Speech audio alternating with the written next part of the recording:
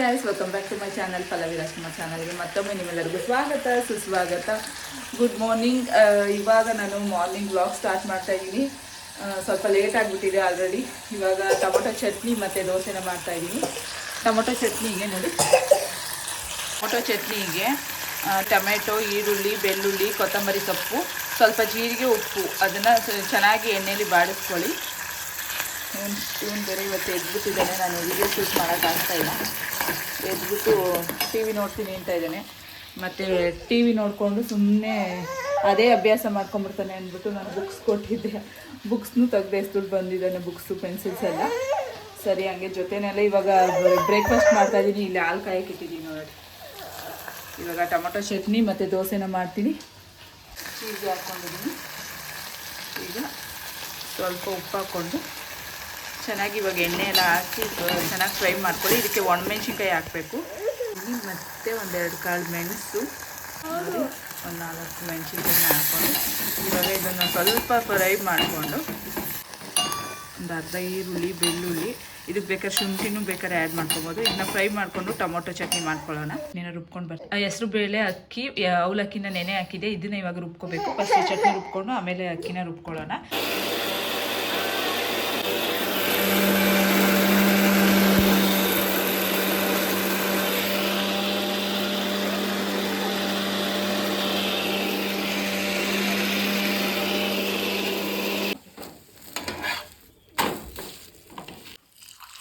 ನನ್ನ ಹಸ್ಬೆಂಡ್ದು ಬ್ರೇಕ್ಫಾಸ್ಟ್ ಆಯಿತು. ಬ್ರೇಕ್ಫಾಸ್ಟ್ ಆದಮೇಲೆ ಅವರು ಟೀನ ಬಿಸಿದ್ರಲ್ಲಿ ಕುಡಿಯೋದಿಲ್ಲ, ಸುಡುತ್ತೆ ಅಂದ್ಬಿಟ್ಟು ಅವರು ಯಾವಾಗಲೂ ಆರಿಸ್ಕೊಂಡೇ ಕುಡಿಯೋದು. ನನಗೆ ಆ ಥರ ಅಲ್ಲ, ಸುಡೋ ಟೀನ ಕುಡಿದ್ಬಿಡ್ತೀನಿ.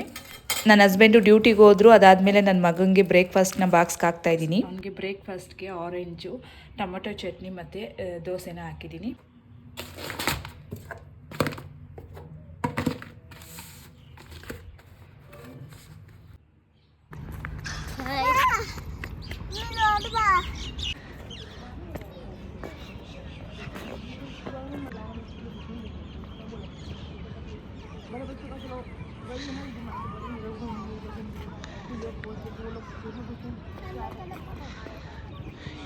ವೀಕ್ನ ಸ್ಕೂಲಿಗೆ ಕಳ್ಸೋದೆ ದೊಡ್ಡ ಟಾಸ್ಕ್. ಇವನು ಇಟ್ಕೊಂಡು ಬೆಳಗ್ಗೆ ಫುಲ್ಲು ಒಂದು ಸ್ವಲ್ಪ ಸ್ಕೂಲಿಗೆ ಕಳ್ಸಿ ಬಂದ ತಕ್ಷಣ ಸ್ವಲ್ಪ ರಿಲ್ಯಾಕ್ಸ್ ಆದಂಗೆ ಅನಿಸುತ್ತೆ.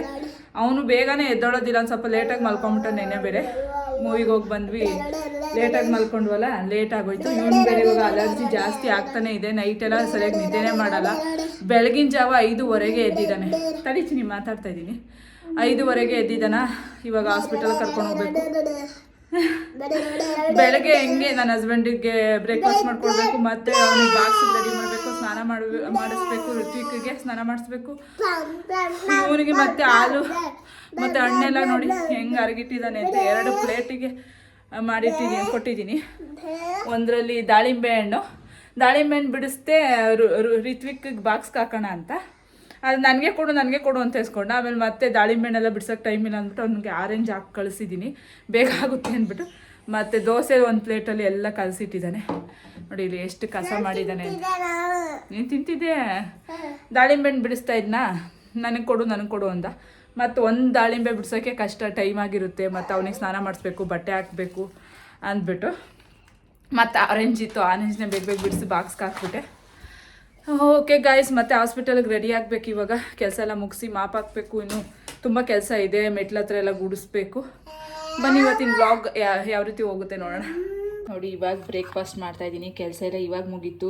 ಋಷಾಂಕಿಗೂ ರೆಡಿ ಮಾಡಿದ್ದೀನಿ. ನಾನು ಇವಾಗ ರೆಡಿ ಆಗಬೇಕು. ಬ್ರೇಕ್ಫಾಸ್ಟ್ ಮುಗಿಸ್ಕೊಂಡು 11 ಗಂಟೆ ಆಗಿಬಿಟ್ಟಿದೆ ಆಲ್ರೆಡಿ. ಈಗ ಬ್ರೇಕ್ಫಾಸ್ಟ್ ಮಾಡ್ತಾಯಿದ್ದೀನಿ ನೋಡಿ. ದೋಸೆ ತಿನ್ಕೊಂಡು ರೆಡಿ ಆಗಬೇಕು. ನನ್ನ ಹಸ್ಬೆಂಡ್ ಬರೋವಾಗಿದೆ ಬೇಕು. ನಮ್ಮ ಋಷಾಂಕಿಗೆ ತಿನ್ನಿಸ್ಬೇಕು. ಈಗ ಸ್ವಲ್ಪ ತಿಂದಿದ್ದ ಅವನಿಗೆ ಹಾಕ್ಕೊಟ್ಟಿದ್ದೆ, ಅವಾಗ ಸರಿಯಾಗಿ ತಿಂದಿರಲ್ಲ, ಸುಮ್ಮನೆ ಹಂಗೆ ಹಠ ಆಡ್ಕೊಂಡು ತಿಂದಿರ್ತಾವೆ ಮಕ್ಕಳು. ಅವನಿಗೂ ಇವಾಗ ತಿನ್ನಿಸ್ಕೊಂಡು ತಲೆ ಬಚ್ಚಿಲ್ಲ ನೋಡಿ ಹೆಂಗಿದ್ದಾನೆ ಅವನು ಕೂದಲು. ಇವಾಗ ಬ್ರೇಕ್ಫಾಸ್ಟ್ ಮುಗಿಸ್ಬೇಕು. ದೋಸೆ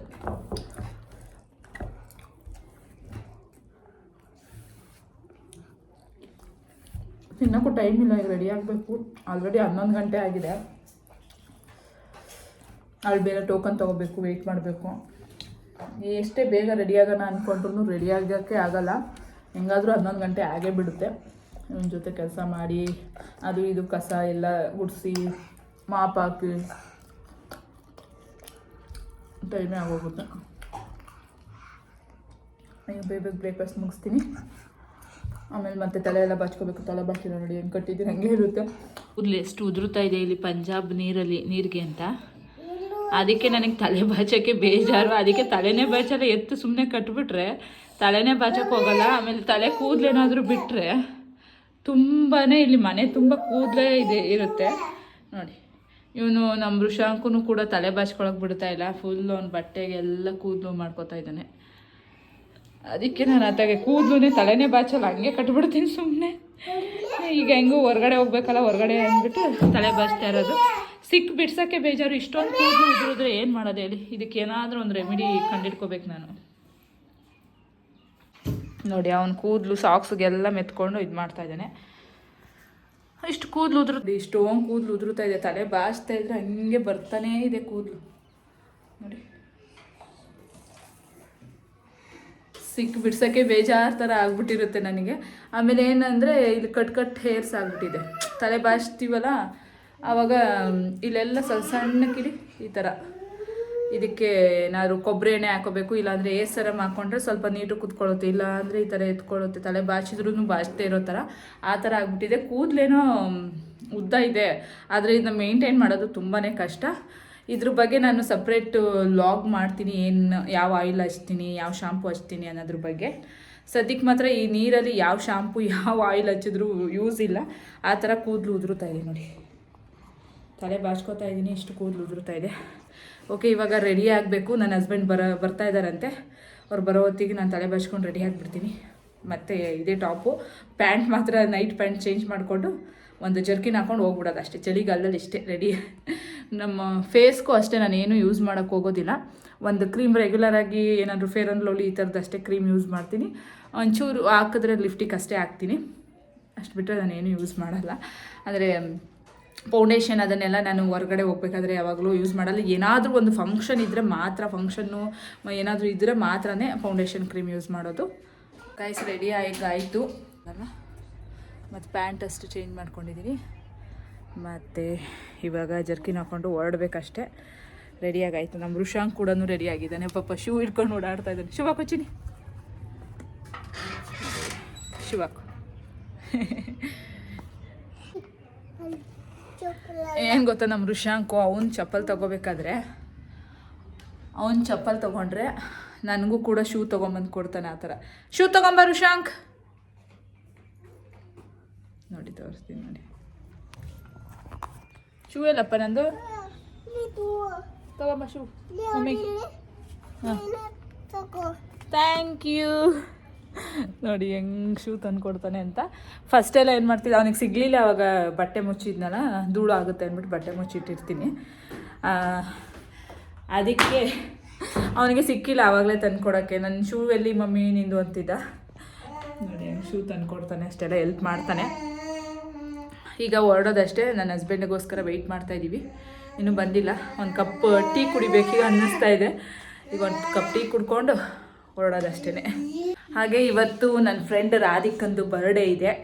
ಅವ್ರಿಗೇನಾದರೂ ಗಿಫ್ಟ್ ತೊಗೋಬೇಕು. ಇನ್ನೂ ಏನೂ ಗಿಫ್ಟ್ ತೊಗೊಂಡಿಲ್ಲ. ಇಲ್ಲೇ ಎಲ್ಲಾದರೂ ಕ್ವಾರ್ಟರ್ಸಲ್ಲಿ ಏನಾದರೂ ಡ್ರೆಸ್ ಅದು ತೊಗೊಳ್ಳೋಣ ಅಂತ ಅಂದ್ಕೊಂಡಿದ್ದೀನಿ. ಏನು ಸೇಲ್ ಮಾಡ್ತಾರೋ ಗೊತ್ತಿಲ್ಲ. ಅಂದರೆ ಡ್ರೆಸ್ ಪಾಪು ಡ್ರೆಸ್ ತೊಗೊಂಡ್ರೆ ತೊಗೋತೀವಿ, ಇಲ್ಲಾಂದ್ರೆ ಏನಾದರೂ ಗಿಫ್ಟ್ ಸಿಕ್ಕಿದ್ರೂ ಓಕೆ ತೊಗೊಳ್ಳೋಣ ಅಂತ ಅಂದ್ಕೊಂಡಿದ್ದೀನಿ. ಬನ್ನಿ, ಇವತ್ತಿನ ಬ್ಲಾಗ್ ಈ ಥರ ಇದೆ. ನನ್ನ ಮಗ ಋಷಾಂಕ್ಗೆ ಪಾಪ ಫಸ್ಟ್ ಹಾಸ್ಪಿಟಲ್ಗೆ ತೋರಿಸ್ಬೇಕು. ಅವನಂತೂ ಪಾಪ ಇಚ್ಚಿಂಗ್ ಜಾಸ್ತಿ ಆಗಿದೆ. ಬರ್ಡೇ ಜೊತೆ ಇವನ್ನ ಹಾಸ್ಪಿಟಲ್ ತೋರಿಸಿ ಆಮೇಲೆ ಸಂಜೆಗೆ ಬರ್ಡೇ ಇರೋದು ಸೆಲೆಬ್ರೇಷನು. ಬನ್ನಿ ನೋಡಿ, ಇವಾಗ ಟೀ ಕುಡಿತಾ ಇದ್ದೀನಿ. ಒಂದು ಕಪ್ಪು ಟೀ ಕುಡ್ಕೊಂಡು ಇವಾಗ ಹೊರಡೋದು.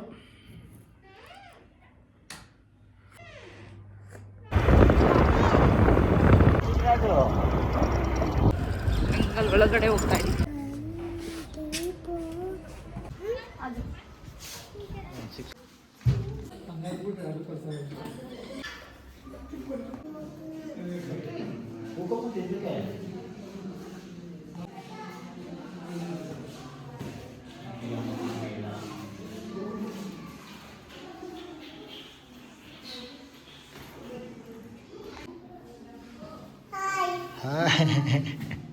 ಹಾಯನ ಚೆನ್ನಾಗಿ ಕಲ್ತಿದ್ದೀನಿ.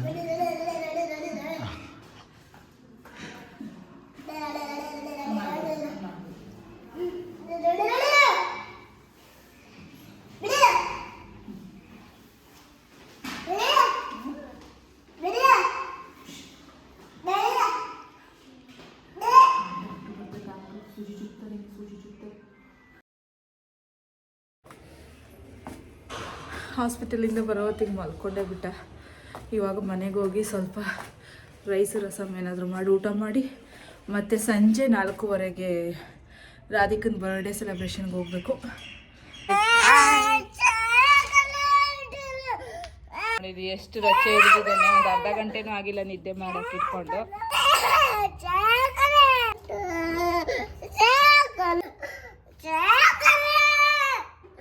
ಒಂದು ಅರ್ಧ ಗಂಟೆನೂ ಆಗಿಲ್ಲ ನಿದ್ದೆ ಮಾಡಿ, ಆಮೇಲೆ 2:20ಗೆ ಎದ್ಬಿಟ್ಟಿದ್ದಾನೆ. ತಗೋ ಬೇಡವಾ, ತಗೋ.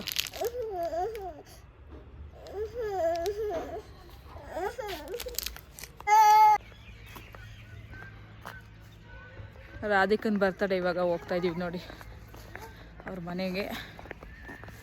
4 o'clock ಹೇಳಿದ್ಲು ಅವಳು, ಇವಾಗ 5 o'clock ಹೋಗ್ತಾ ಇದೀವಿ. ಮಧ್ಯಾಹ್ನ ನನ್ನ ಮಗ ರುಷಾಂಕ್ ಸರಿಯಾಗಿ ನಿದ್ದೆನೇ ಮಾಡಲಿಲ್ಲ, ಯಾಕೋ ತುಂಬಾ ರಚ್ಚೆ ಹಿಡಿದ್ಬಿಟ್ಟಿದ್ದ. ಸರಿ ಸಂಜೆವರೆಗೂ ಅವನ್ನ ಆಟ ಆಡಿಸಿ ಸಮಾಧಾನನೇ ಮಾಡೋದಾಯಿತು. ಆಮೇಲೆ ಸಂಜೆ ಇವಾಗ ನನ್ನ ಫ್ರೆಂಡ್ ರಾಧಿಕನ್ ಬರ್ಡೇ ಇತ್ತು, ಅದಕ್ಕೆ ರೆಡಿಯಾಗಿ ಬಂದಿದ್ದೀವಿ. ಬರ್ಡೇ ಅಂತೂ ತುಂಬಾ ಚೆನ್ನಾಗಾಯಿತು. ಬರ್ಡೇ ವ್ಲಾಗ್ನ ನಾನು ಸಪ್ರೇಟ್ ಮಾಡಿದ್ದೀನಿ, ಈ ವ್ಲಾಗಲ್ಲಿ ಆ್ಯಡ್ ಮಾಡಲ್ಲ. ಸದ್ಯಕ್ಕೆ ಇದು ಸಿಂಪಲ್ ಒಂದು ರ್ಯಾಂಡಮ್ ವ್ಲಾಗ್, ನಿಮ್ಗೆಲ್ಲರಿಗೂ ಇಷ್ಟ ಆಗಿದೆ ಅಂದ್ಕೊಡ್ತೀನಿ. ಈ ವ್ಲಾಗ್ ಇಷ್ಟ ಆಗಿದ್ರೆ ಲೈಕ್ ಮಾಡಿ, ಶೇರ್ ಮಾಡಿ, ಕಮೆಂಟ್ ಮಾಡಿ, ಸಬ್ಸ್ಕ್ರೈಬ್ ಆಗಿ ನನ್ನ ಚಾನಲ್ಗೆ. Thank you for watching.